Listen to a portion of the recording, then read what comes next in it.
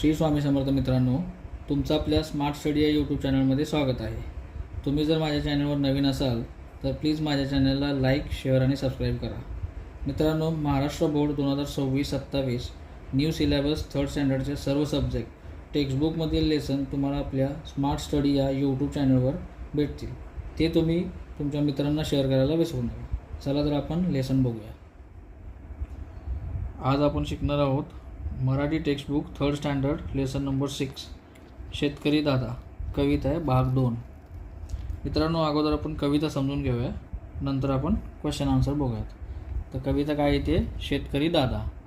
चला आपण चालू करूयात. शेतकरी दादा शेतात राबतो, काळ्या आईची सेवा करतो, दिवस रात्र करतो काम, काळ्या मातीत गाळतो घाम, ढगांना देखील आली दया, पाऊस पाडून करती माया, घामात पावसात भिजली माती, मातीने दिले टपोरे मोती, मोत्यांची भाकर करते आई, शेतकरी दादा खुशीत खाई. अशा प्रकारे आपण ही कविता बोललेली आहे. मित्रांनो, आता आपण जी कविता वाचली ती आपण समजून घेऊयात. कविता काय आहे? शेतकरी दादा. ऐका, म्हणा आणि वाचा.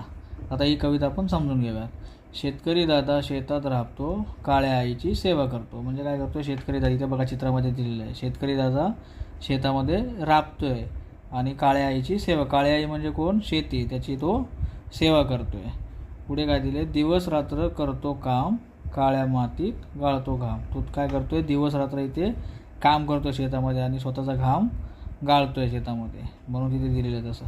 ठीक आहे. तिथे काय दिलं? नेक्स्ट, ढगांना देखील आली दया, पाऊस पाडून करती माया. म्हणजे त्याचं शेतात जे राबणारे कष्ट वगैरे बघून ढगांना पण त्याची माया येते आणि तो त्याच्यासाठी शेतामध्ये पाऊस पाडतोय.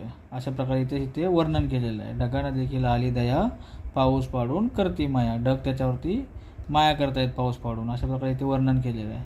पुढे काय दिले? घामात पावसात भिजली माती, मातीने दिले टपोरे मोती. म्हणजे ती माती जी आहे, शेती जी आहे, ती घामात म्हणजे कोणाच्या? शेतकऱ्याच्या घामामध्ये आणि पावसाच्या पाण्यामध्ये भिजलेली आहे आणि त्याच्यामुळे काय झालं आहे? मातीने तिथे दिलेले टपोरे मोती दिले. म्हणजे हे जे धान्य जे दिलेलं आहे त्याला टपोरे मोती असं वर्णन केलेलं आहे. तर ते शेतकऱ्याच्या घामाने आणि पावसाने भिजलेल्या मातीने काय केलं आहे? टपोरे मोती दिलेले आहेत शेतकऱ्याला. मोत्याची भाकर करते आई, शेतकरी दादा खुशीत खाई. मोत्याची भाकर म्हणजे जे धान्य त्यांनी जे उगवले त्याची भाकरी करते. कोण करते भाकरी? तर आई करते. आणि शेतकरी दादा खुशीत खाई.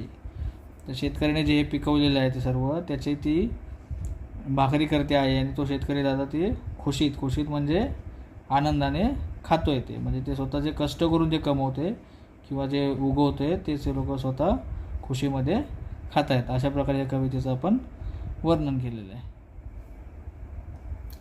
मित्रांनो, आता आपण जी कविता बघितली त्याच्या आता आपण क्वेश्चन आन्सर बघूयात. इथे सुरुवातीला कवितेबद्दल काही शब्द दिले तर त्याचे आपण अर्थ जाणून घेऊयात. राबतो म्हणजे काय दिले? कष्ट करतो.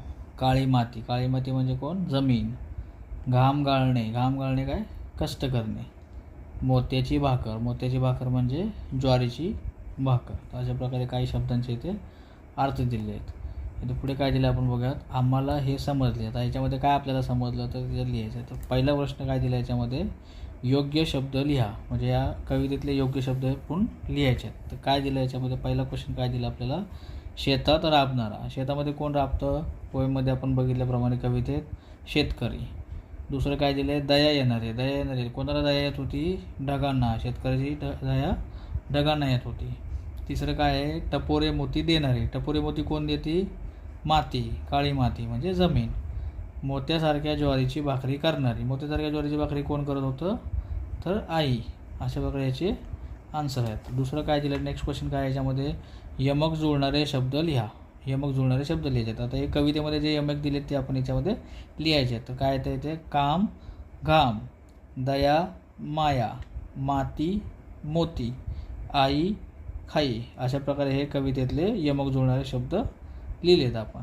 नेक्स्ट काय दिलं इथे आपल्याला? वाचा व उत्तरे सांगा. आता इथे एक पॅराग्राफ दिलेला आहे छोटासा 2 लाईनचा, तो आपल्याला वाचायचा आहे आणि त्याच्या इथे खाली खूप प्रश्न दिले, त्याची उत्तरं लिहायची आहेत. तर काय पॅराग्राफ आहे आपण वाचून घेऊया.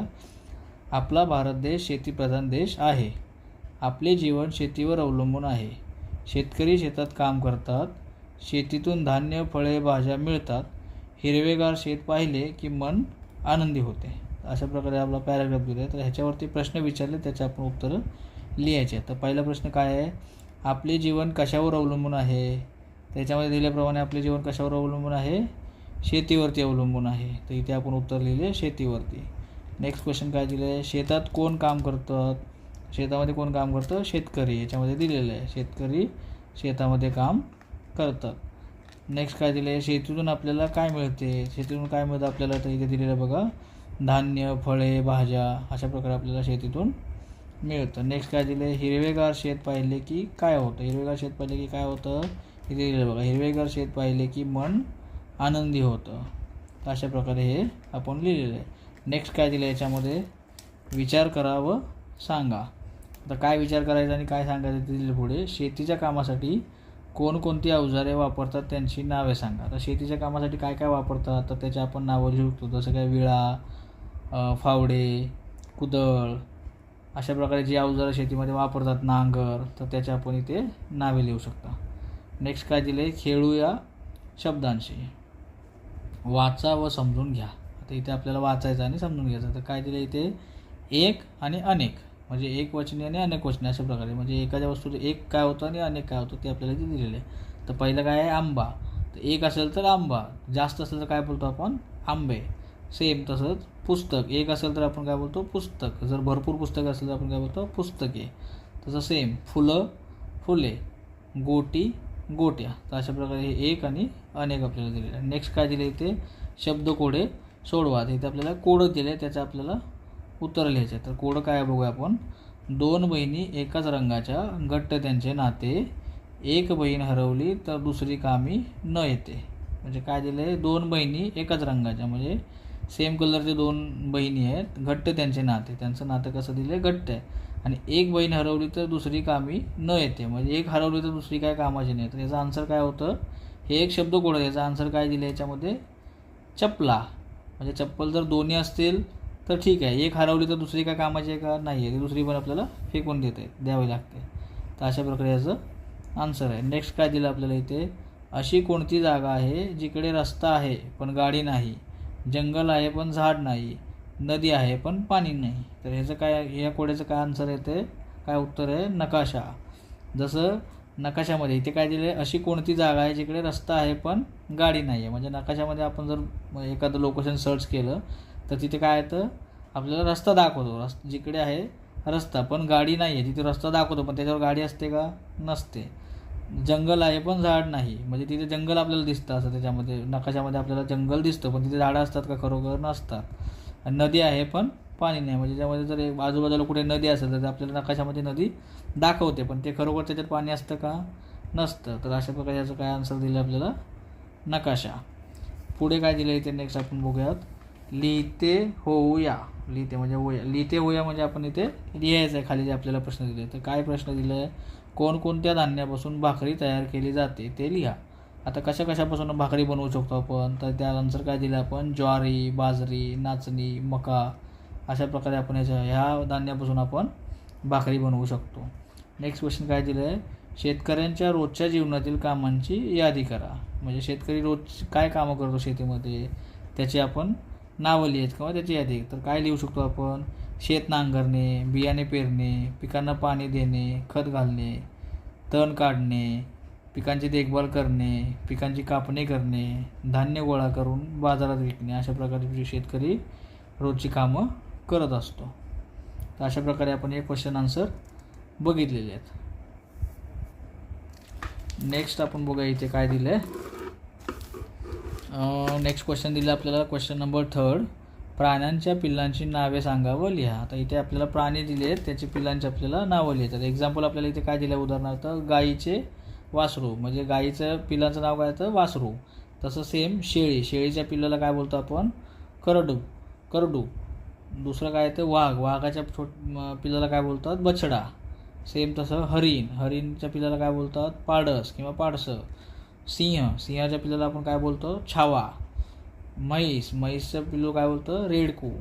घोडाच्या पिल्लूला काय बोलतो आपण, शिंगरू. अशा प्रकारे आपण हे बघितले. पुढे एक 4th क्वेश्चन काय दिलं आपल्याला, शेतकरी शेतात काम करतो खालील व्यक्ती कोणती कामे करतात ते लिहायचं आहे. म्हणजे शेतकरी काय करतं, शेतात काम करतो. तसं इथे खालील जे आपल्याला शब्द दिलेले आहेत ते कोणते, ते व्यक्ती कोणते काम करतात ते आपल्याला लिहायचं आहे. तर इथे पहिलं काय दिलं आपल्याला, शिक्षक. तर शिक्षक काय करतो, शिकवणे शाळेमध्ये शिकवतात. शिक्षकाचं काय काम आहे, शिकवणे. नेक्स्ट कोण आहे, पोलीस. तर पोलिसाचं काय काम आहे, समाजाचे रक्षण करणे. समाजात जे राहणारे लोक आहेत त्यांचं रक्षण करणे किंवा कायदा सुव्यवस्थेचं रक्षण करणे हे पोलिसांचं काम आहे. नेक्स्ट कोण आहे, डॉक्टर. तर डॉक्टरचं काय काम आहे, उपचार करणे. जे पेशंट येतात किंवा जे रुग्ण येतात त्यांचं उपचार करणे हे डॉक्टरांचं काम आहे. सेम तसं सैनिकांचं काय काम आहे, देशाचं रक्षण करणे. बॉर्डरवरती तिथे उभा राहून किंवा तिथे तैनात राहून देशाचं रक्षण करणे. पोस्टमन काय करतो, पार्सल घरी आपलं जे मनी ऑर्डर वगैरे येतात किंवा काही पत्र येतात तर त्याचे पार्सल पोचवणे हे पोस्टमनचं काम आहे. वैमानिकाचं काय काम आहे, विमान चालवणे. वैमानिक काय करतो, विमान चालवतो. अशा प्रकारे आता पुढे काय दिलं आपण